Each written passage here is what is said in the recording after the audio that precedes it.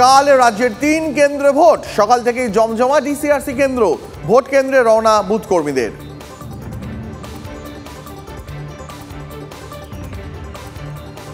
এখনো গাড়ি নেই,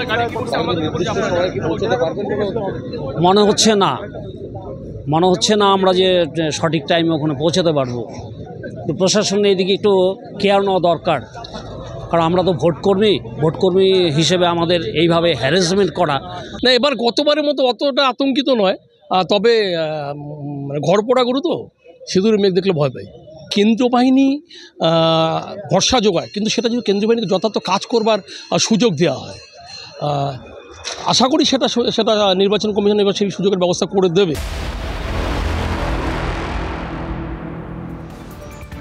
দেশের বিভিন্ন প্রান্তে ভোটের হওয়া কেমন, কোন রণকৌশল নিয়ে ভোটের ময়দানে মুখোমুখি হচ্ছেন যুযুধান দলগুলি, তা আজ করার চেষ্টা করছি আমরা। আজ আমাদের গন্তব্য তামিলনাড়ু। গোবলের মতন দক্ষিণী রাজনীতিরও একটা ঘরানা আছে। দ্রাবিড় জাত্যাভিমান এখানে মারাত্মক।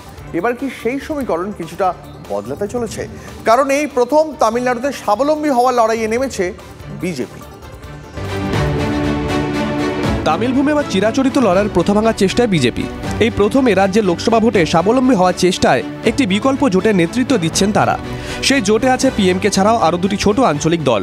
2023-এর শেষ দিকে তামিলনাড়ুতে বিজেপির সঙ্গে এডিএমকের বোঝাপড়া ভেঙে যাওয়ার পর বিজেপি এমন একটা স্থানীয় দলকে খুঁজছিল, এমন একটা জোট শরিক খুঁজছিল যাদের এই রাজ্যের ভোটে সামান্য হলেও জাতিগত প্রভাব আছে।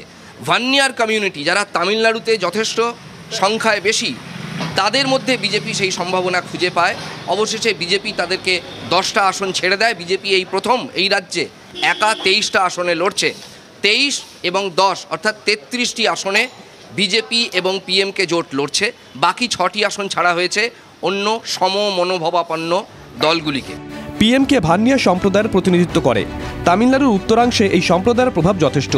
পিএমকের প্রধান এস রামাদাস প্রথমে এডিএমকের সঙ্গে জোট চেয়েছিলেন। 7টি আসন দাবি করেছিলেন তিনি, কিন্তু জয়ললিতার দল এডিএমকে রাজি হয়নি। এই সুযোগটাকেই কাজে লাগায় পদ্মশিবির। বিজেপি মনে করছে পিএমকে হাতে পাওয়া মানে ভানিয়া সম্প্রদায়ের ভোটটা এনডিএর দিকেই আসবে। তামিলনাড়ুতে এবার বিজেপি নতুন স্বপ্ন দেখছে যে বিজেপির দাক্ষিণাত্যে একটা নতুন ভোর হবে এবং তামিলনাড়ুই সেই ভোরের সূচনা করবে 2024-এর লোকসভা ভোটের ফলাফলে। This time we will get above 25 seats out of 40. Our position is very comfortable in Tamil Nadu.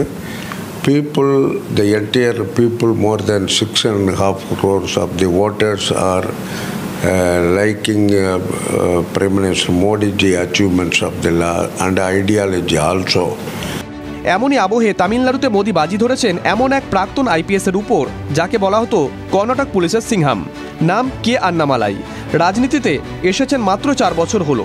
তামিলনাড়ুর বিজেপি সভাপতি কে আন্নামালাই এই মুহূর্তে দ্রাবিড়ভূম তো বটেই, গোটা দেশের রাজনীতিতে বেশ চর্চিত নাম। ইন্ডিয়ান ইনস্টিটিউট অফ ম্যানেজমেন্ট থেকে পাশ করা 39 বছরের এই তরুণ এখন DMK এডিএমকের চক্ষুশূল। Annamalai has become the mass leader of Tamil Nadu. He knows finance, he knows public, he knows everything, sir. That is why he... So it will be you want to say it will be basically Annamalai magic in your state? Right, you are rightly saying. I am also accepting with your views. তামিলনাড়ুতে 60-এর দশকের মাঝামাঝি থেকে আঞ্চলিক দলগুলি বাজিমাত করে এসেছে। এখানকার অধিকাংশ মানুষের মনে দ্রাবিড় জাত্যাভিমান এতটাই বেশি যে জাতীয় দলগুলোকে কোনো মতেই তারা মাথাচাড়া দিতে দেয় না। আঞ্চলিক শক্তির বিরুদ্ধে শত অভিযোগ থাকলেও আঞ্চলিক দলগুলোকেই বারবার আশীর্বাদ করেছেন এ রাজ্যের মানুষ। তাদের সেই ধ্যান ধারণা কি একটু হলেও বদলাতে পারবে টিম নরেন্দ্র মোদী? দ্রাবিড় সেন্টিমেন্ট নাকি নরেন্দ্র মোদীর ক্যারিশমা, কোনটার পাল্লা ভারী এবার? State President Great Annamalai is educating the mass to root out the dynasty and the drug selling system, everything. No doubt at all. People have been educated by attending public meeting. Now that is the main issue of the people. Now we are improving growth. Our party is growth very well managed, sir.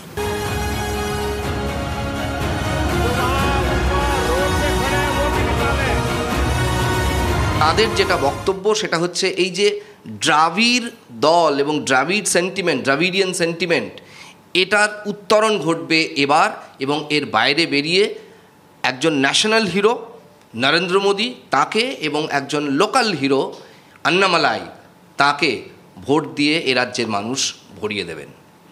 ক্যামেরায় সমর দাসের সঙ্গে রাজা Chattopadhyay, TV9 Bangla, Chennai.